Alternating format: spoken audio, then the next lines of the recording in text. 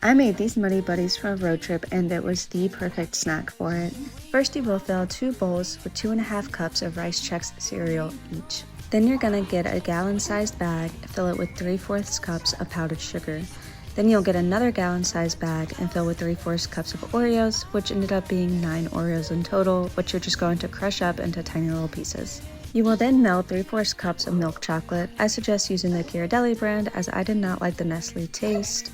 But once you melt it all, you will combine it with the Rice Chex cereal and then mix it in the Oreo crumb bag and make sure it is completely covered.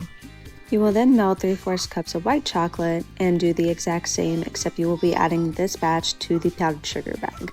And lastly, you will be adding these to a tray, let them dry for about 10 minutes, mix them up, add a whole bunch of Oreo crumbs, and then you are good to go.